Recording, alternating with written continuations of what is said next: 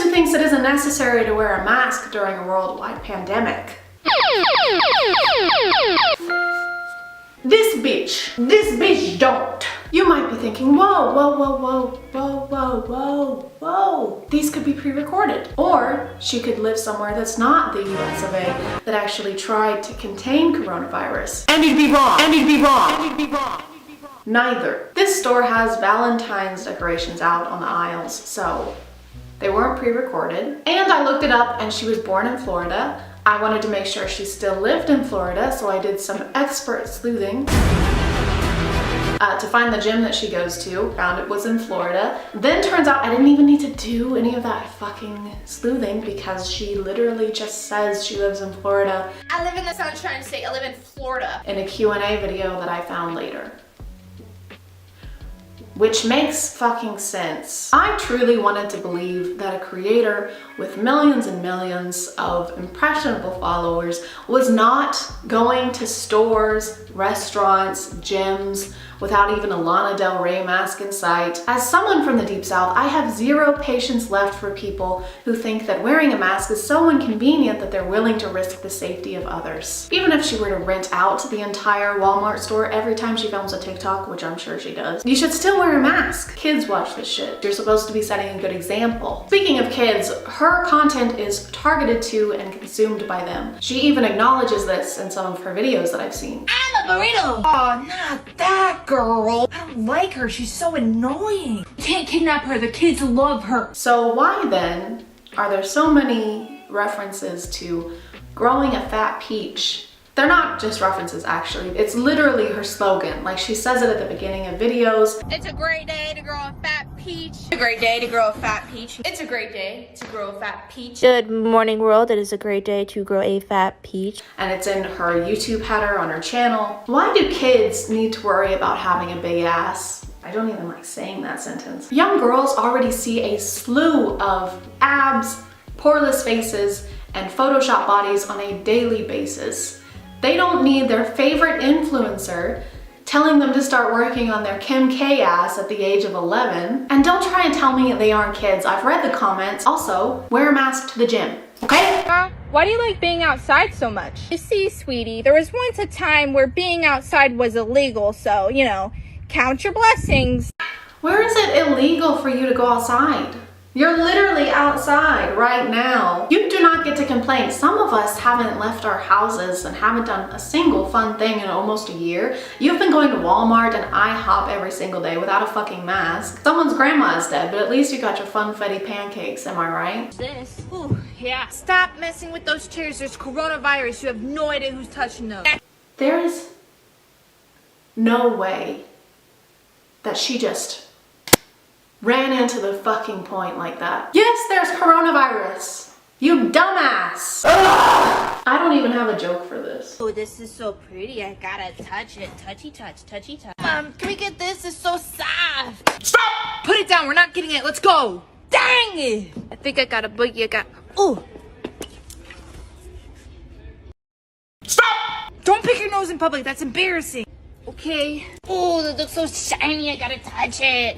Stop! There is literally an elderly woman in the background wearing a mask while you rub your face on that seat, shove your fingers up your nose, and then wipe your hands across those glasses that are on display without a mask. Hello, and welcome to a new segment. Let's call this one Amy Woe doing things that would be considered unhygienic even if there were not an ongoing pandemic.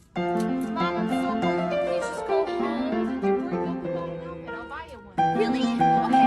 You're not leaving. You should have came. Dang it! I'm just gonna sit right here. Don't sit on the floor.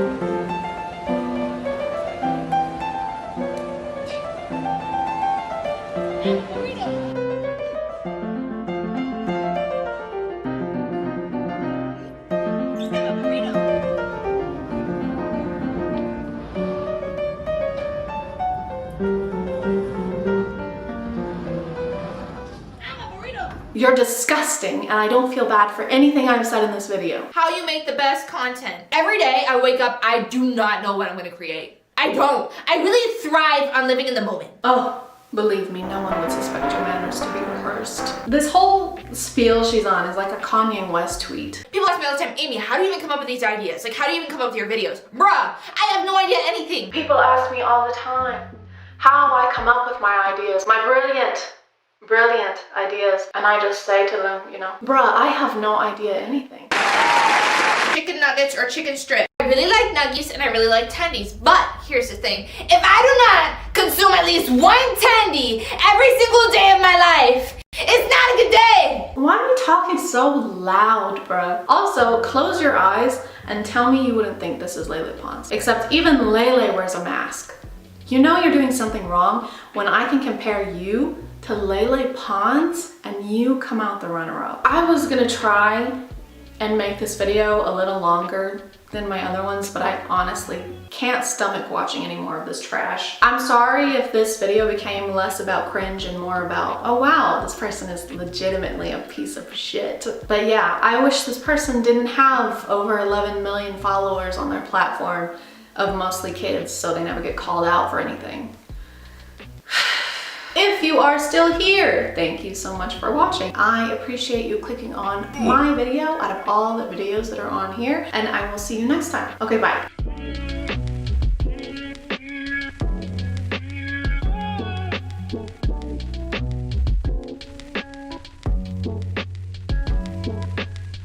Hey guys, and welcome back to another video. Chad, wasn't like being the funniest, most original person on the planet? I'm embarrassed. Stop. A twinge of cringe. Over the last 6 months, yes, it's only been 6 months, the internet has become more and more acquainted with the overnight sensation Hayley Welch, aka the Hawktua girl, lady. Madam. Hayley's quick rise to fame was thanks to my favorite genre of street interviews where guys ask usually not sober women suggestive questions and then act shocked when they get suggestive answers. What's one move in the bedroom that makes a man go crazy? But thanks to that interview, Hayley has been able to find many ways of turning her fame into profit. According to this Rolling Stone article, Hayley's first merch drop made over $65,000. I don't know what the rest of the article says because they want my email address and I'm not gonna do that. Also, I can't read. And that amount of sales makes complete sense when you see the variety of merch they have to offer, like this crew neck that says Hawktua, or this hat that says Hawktua, or this shirt that says Hawktua, or this shirt that says Hawktua. Since then, Hayley's also started a podcast, made a fanfics account, and launched a jewelry collection with the slogan, "Who says fashion has to be boring?" Which doesn't quite make sense to me because I don't think anyone has ever said that. Fashion doesn't have to be boring. You don't have to put the same 2 words on every item of clothing, and I can't really fault Hayley for any of this stuff. You can't blame her for taking advantage of a viral moment and making as much money as possible. Is what I would say if it was opposite day. Ah, the sky is down. To a hawk. Unfortunately, over the last few weeks, the only spitting Miss Welch has done has been directly into the faces of her followers. Between a meme coin launch with alleged insider trading, I mean, just look at this. Do you have any idea what this means? Do you know what this means? I don't know what it means. To her questionable response to alleged insider trading. Actual, like, hey guys, I hate to interrupt you, Nick, but hello there. But anywho, I'm gonna go to bed, and I'll see you guys tomorrow. Hayley, no! You can't leave the conversation when the conversation is about how you just scammed people. You have to stay and listen. You're named after a grape juice, so just concentrate. But we're not even here to talk about that. None of these things are what I'm annoyed about right now. Today, I want to explore yet another Hawktua scheme known as the Pookie app. Today we're going to be leveling up our dating game with Pookie, made by Hayley Welch, the Hawktua lady. Are you comfy? The official app of Hayley Welch. Find your match, tools to attract and connect with the one you want. Level up your game, learn how to talk, flirt, and win like a pro. Excuse me. Plan legendary dates, perfect ideas and outfits tailored to impress. Zodiac compatibility. Uncover your cosmic connection instantly. What? The app's description says, Gen Z's relationship guru Hayley Welch launches Pookie Tools, all her newest cheat codes for a smarter, more enjoyable dating experience. I tried to find out what qualifies Hayley to be a relationship guru and found out that the app name is in reference to her boyfriend, Pookie, who she's talked about since the beginning. Leave a message to your last body. I love you, Pookie, forever! But they seem to be in a kind of situationship thing. That is until about 10 weeks ago when Haley and Pookie finally made things official. Pookie's your man? Pookie's officially my man, first off.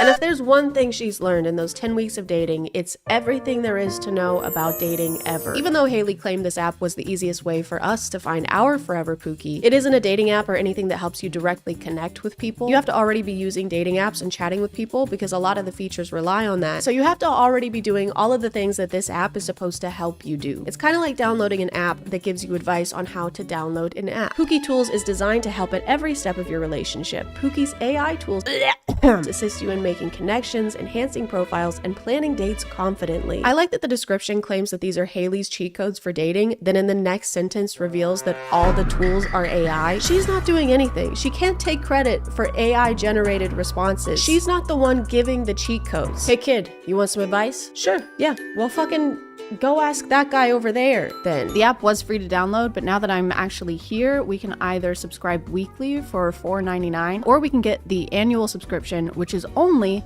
$40 a year, and it's 85% off. I got the weekly subscription, so I'm paying about $20 a month to use this app. But you know what? That's a small price to pay for information I could already get online for free. Zodiac compatibility, you put in your birthday and their birthday, which is something that you can do on Google. Thank you to Trainwell for sponsoring, and let's get back to the video. After browsing the features, it became very clear that the Pookie app aims to create long-lasting relationships based on genuine connection and non-superficial factors, like there's a height detector and bald predictor. What is this? And also this one called Wealth Detective that helps you find out if your date is rich by asking hard-hitting questions like, well, does it seem like they are? Do they have any particular interests or collections that might indicate a level of affluence? You mean, do they do things that rich people do? Not necessarily. I'm asking if they have any specific interests or collections such as art, antiques, or rare items that might suggest they have the means to acquire such things. So like, if they have a bunch of expensive cars. Yes, exactly. Collections of expensive or rare items can sometimes indicate wealth. Oh, I get it. So if they have expensive things, that means they must have had the money to buy those expensive things. Precisely. Collections or interests in expensive or rare items can be a subtle indicator of wealth. Thank you, detective. You're welcome. Case closed. A lot of the tools have to do with texting or messaging on dating apps, like the dating app opener, which gives you clever lines based on someone's profile. Looks like you're a master in the kitchen and the galaxy. What's your secret recipe for the perfect date? Basically, every tool is information that can be found somewhere else, like IRL pickup lines, find my love language, how to talk to girls. The only way this app is somewhat relevant to Haley is thanks to them having Hawktua themed versions of the same tools they already have in the app. For example, there's a tool called Text Responder that'll help you draft text to your potential date, and there's a tool called Textua, which does the exact same thing, but Haley's picture is on that one. There's this one called First-Tua. Come on, guys, what does that even mean? Did you guys give up on trying to make these names make sense? You can't just add Tua everything. There's a dating coach tool that introduced itself to me as the world's best dating coach. 24/7 dating advice, dating coach. Ask me anything. Oh, it's 24/7 cause it's AI. And that also has a Haley version called Dating Advice. Literally the only difference between those tools and the Haley ones are that her versions will start each message with, well, hot dang, sugar, and ends talking about grits or something. Well, howdy there, sugar. What's shaking in your neck of the woods? My hands. I'm so nervous. Aw, darling, don't you worry none. Just take a deep breath like you're about to dive into a big old plate of biscuits and gravy. What's got y'all jittery? Hawk to you talk to much. It's really frustrating to try and explain the features of each tool because it's basically pointless to do that. There isn't a lot of variety when it comes to the function of each one. If I ask what I should wear on my first date in this tool and then I ask the same question in this one, it's going to generate the same kind of answer because this is all the same AI. There's no point in leaving one tool and going to a different one. Did you hear that?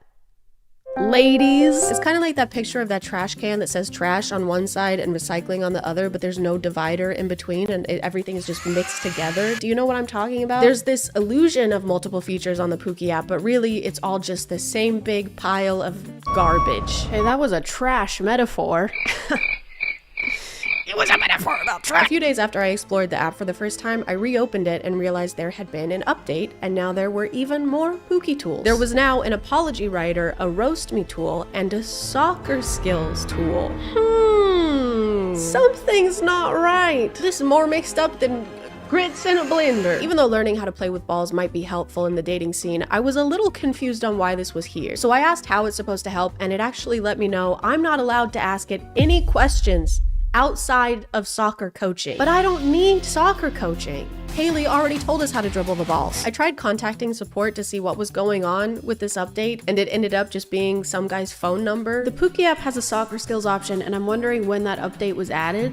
The team is always beta testing new features. Haley plays soccer. Jesus Christ. Sorry, but I just provide technical support. Do you have feedback?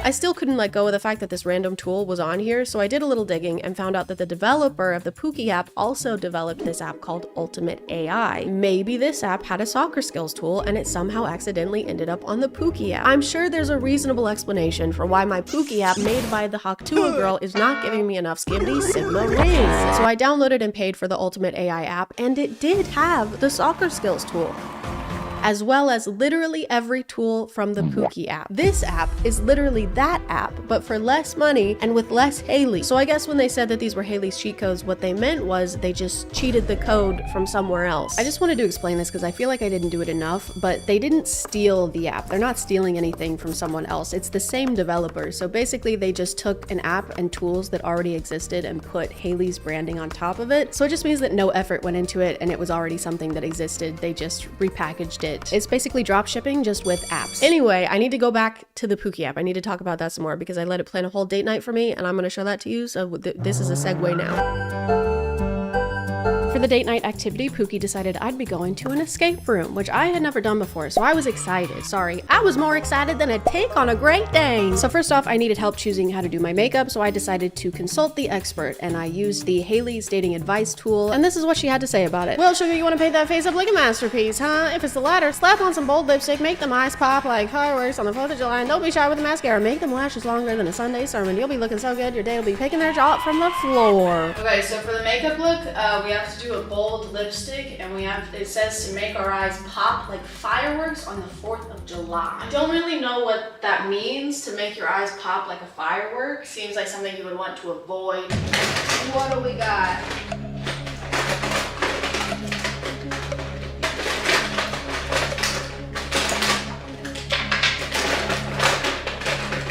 I decided to interpret the firework description to just mean colorful and very sparkly or glittery, so I ended up grabbing these sticker things that I usually use on my nails and just started putting those all over my eyelids because they have blue and pink and they're very sparkly and they kind of look like a firework if you close your eyes and you don't look at it. She didn't specify what color lipstick, so I went ahead and asked her, and she let me know to wear a red lipstick because then it's bolder than a bull in a china shop.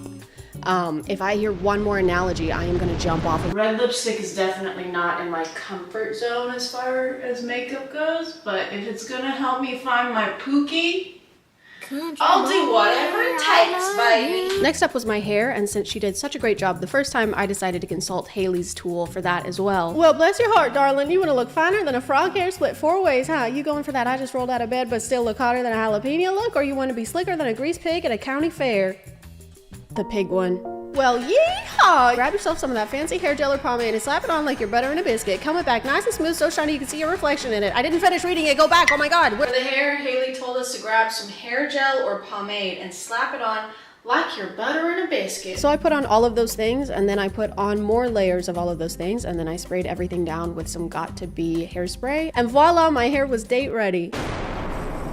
Date outfit suggestion. Let's see what we got. A vintage trench coat or cape for a dramatic flair, lace gloves and vintage brooch or earrings, a mini backpack or a belt bag for a trendy touch, a fringed shawl or a kimono style jacket, suede ankle boots, no. But whatever the Pookie app says goes, so I ended up wearing the suede ankle boots, even though it made me sadder than a tick on a chihuahua. The Pookie app had already picked out all of my accessories, so now I just needed to figure out what I was actually going to be wearing underneath all of those things. The glitter I put on my eyes to make my eyes explode like a firework, burns similarly to how my eyes would burn if a firework did blow up in my eye. So maybe that's part of it. Maybe that's good, actually. Here are our options. A long-sleeved mid-length dress in a dark floral or velvet fabric. This is a dark floral, a flowy blouse with lace or crochet details. That's flowy and lacy. This is the only thing close to suede ankle boots that I have. Does this work? I'm just gonna start throwing things on. Give me a second. Give me 10. Now all that was left to do was reveal my outfit to my date.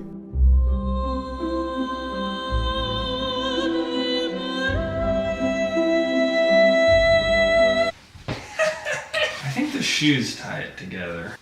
Yeah. These are my suede ankle boots. Wait, what's the pouch on the waist? It said to put on a belt bag, and I don't know what that is, so I did this. It also said to wear a cloak.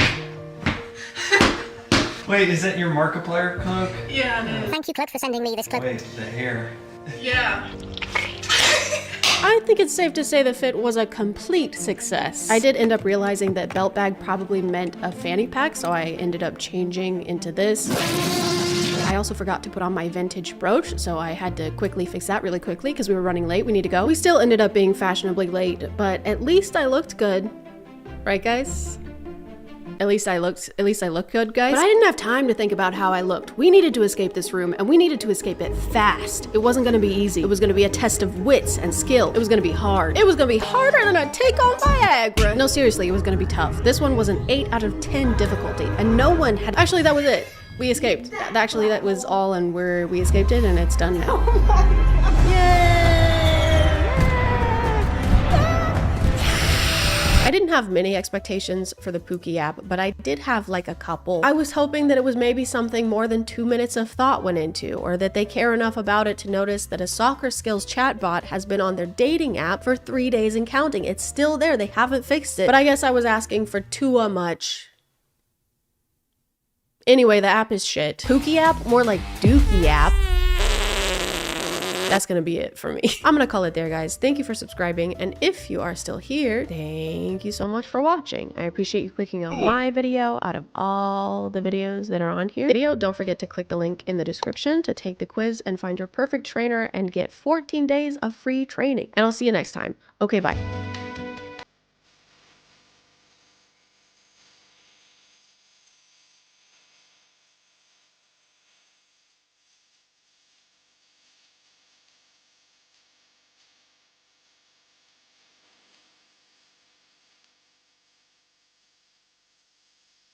Hey guys, I am stressed. So stressed that I haven't written a script for a video that's due in 5 days, but I still have to post a video in 5 days, so we're gonna do something right now. I don't know what it's gonna be, but it will be something. So have a seat, sit down, sit! I keep seeing this thing on TikTok, maybe you've seen it on Book Talk. It's usually a slideshow and it's kind of a preview of a book, and it says stuff like, when she hates her family, so she runs away into the woods and finds a cabin with a bear wolf man who has a bear wolf brother, and they both are romantically interested in her and turn a tree into a dildo and have their way with her. Have you guys seen stuff like that? Too? I've seen stuff like that. Let's look at some of those things if we can find them, because that's the rule of commentaries. You're supposed to find something that you don't like looking at it and then look at it a lot more and dedicate a whole video to it. That's showbiz, baby. That's just showbiz. It's showbiz. That's showbiz. I had so much to do today that I got into a paralysis mode where I literally walked in a circle in my house.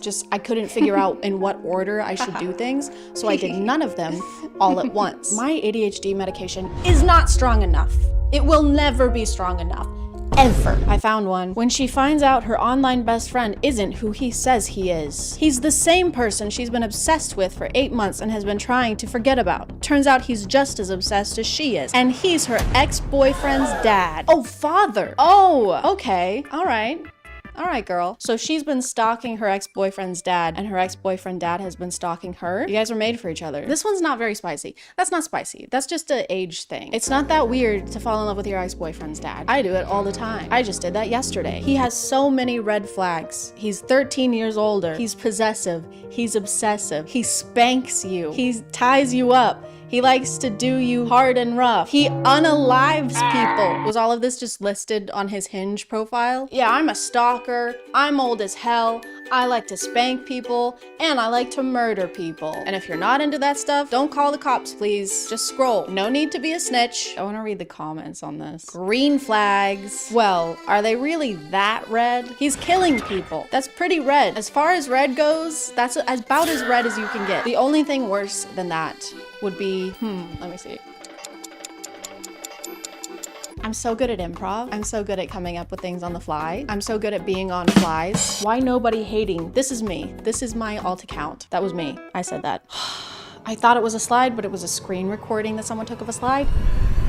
Don't do that. The shy, innocent girl being afraid to get a tattoo because she has low pain tolerance. The 6'5" tattooed hockey player smirking and saying, "You're a lot better with pain than you think." Boy, if you don't... Ooh, I found one. The shy, invisible girl is invited to play Drink or Dare with the hockey team, and she doesn't realize how dirty the dares are. What is with hockey? Why are we all talking about hockey? Is that a new thing? Do I need to start watching hockey? So when it's her turn, she gets a dare that puts her in a compromising situation. Either she can drink, or she can lick whipped cream off one of the players, anywhere below the neck. When she says it aloud, the Playboy hockey player volunteers himself, not wanting to see her with another guy. Her crush for him is growing, and she's afraid to get involved because of his history with women. But she does the dare, and before she knows it, he's taking his shirt off. She sprays the whipped cream down his abs and licks, and the whole team watches as she does it. She's the only one close enough to hear him moan. And then and that's the end. What the fuck? Why are you edging us? What happens next? Do they do it in front of the whole hockey team? I don't know. I keep seeing books that are about hockey players. That's just not a sexy thing. When I'm thinking of sexy things, which I do pretty often, hockey player has never shown up in my head. A sink with no dishes in it? Absolutely. Going to bed by 11 p.m.? Fuck yes. Starting my period and only getting 2 giant cystic acne spots? That's sexy. That's what I want to hear about. Ooh, I found another slideshow. Okay, it's actually showing me slideshows now. Oh shit. Okay, this is a lot. We're getting into the stuff now. We're in the deep of it. Holy shit. When she's riding her boy roommate's face and then someone knocks at his bedroom door.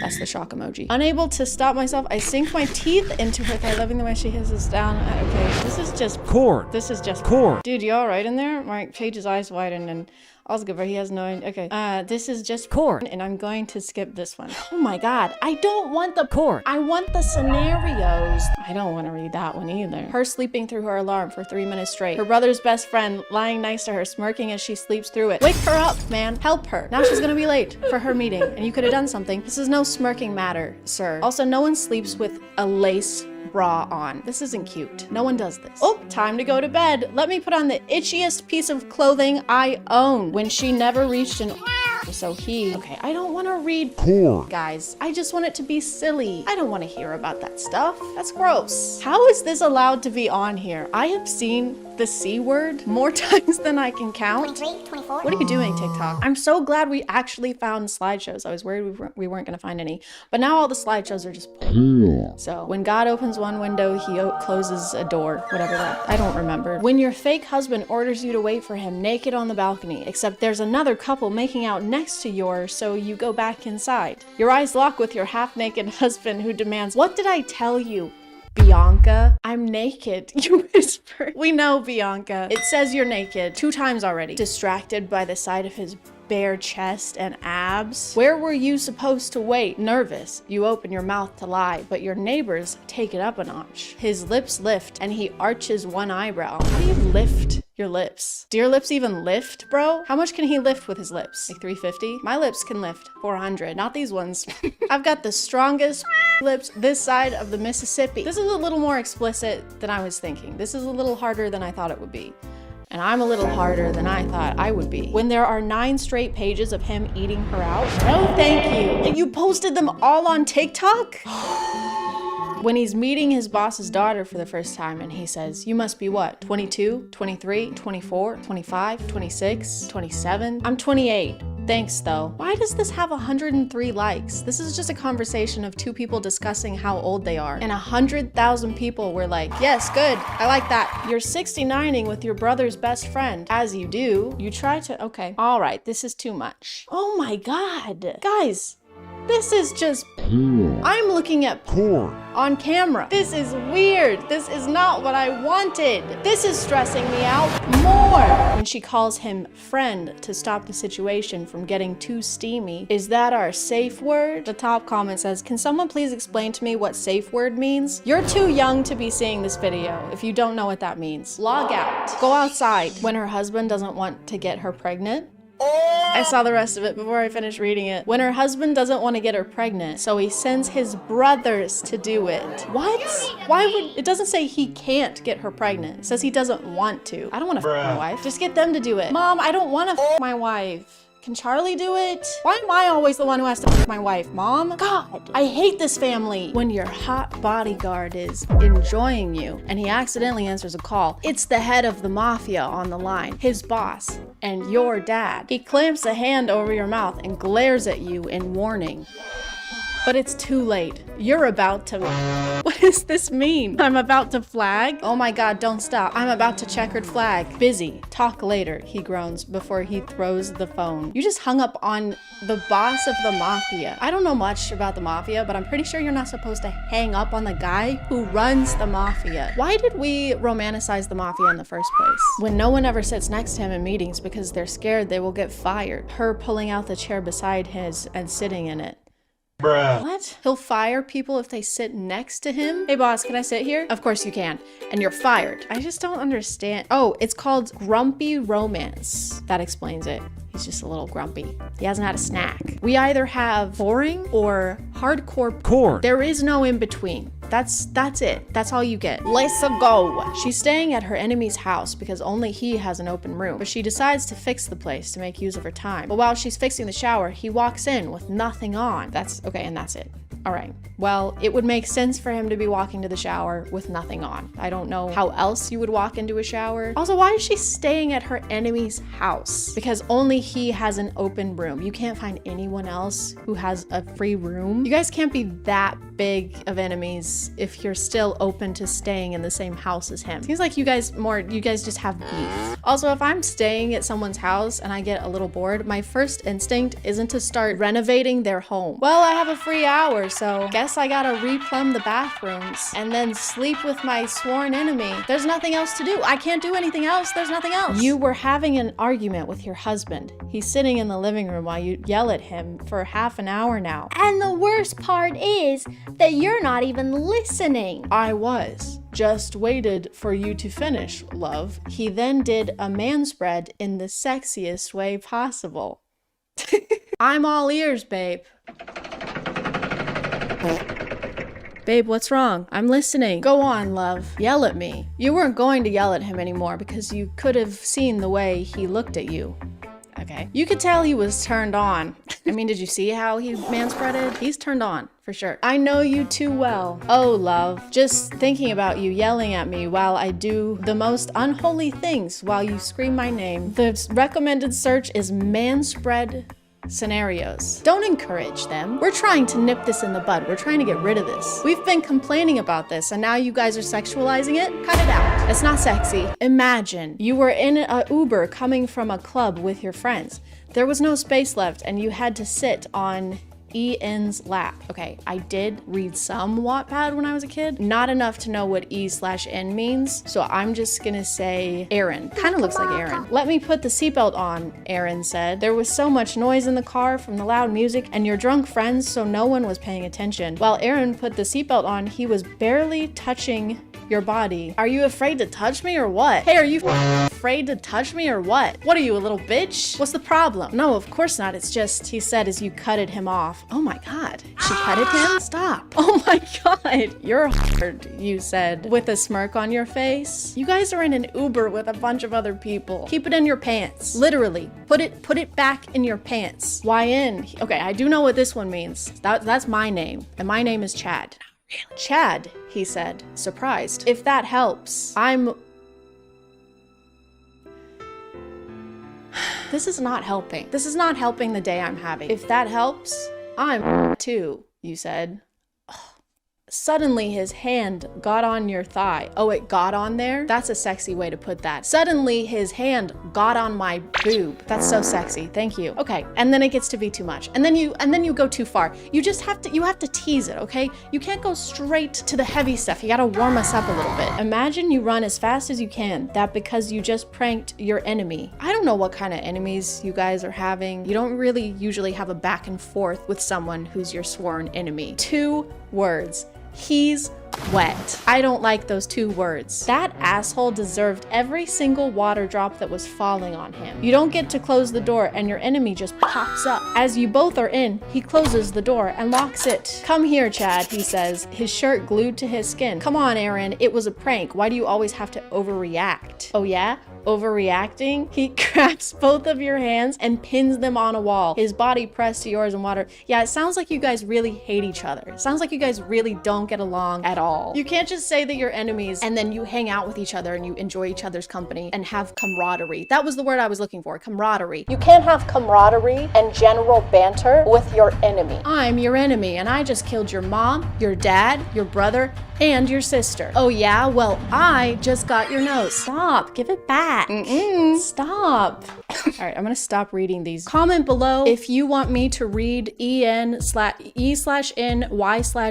stories on imagine.talk. Comment below. Comment above if you want, if you can figure it out. He's 38. He thought she was 21. I don't like where this is going. He fell for her, but then he finds out her true age. Oh no. He sets her free to give her a life. Sets her free? Oh, was he keeping her in a fence? Why couldn't she leave? Months later, he receives a call. She's been taken to the hospital.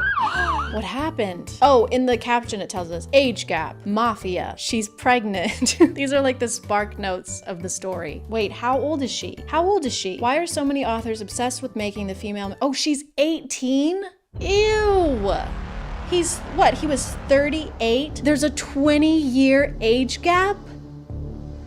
Ew. What is wrong with you guys? I thought that maybe she was older than she said she was and that he was just gonna be mad that she lied. But no, she was actually younger. She's 18, he's 38, and he's in the mafia. He's probably the boss, or he's her bodyguard. Why don't they have any other positions? Do they have any other positions in the mafia besides boss and bodyguard? What about secretary? Can we have one where the guy is just a secretary for the mafia? He just answers emails for the mob boss. All right, I just rescheduled your 9 a.m. and your mom called to confirm your lunch with her today.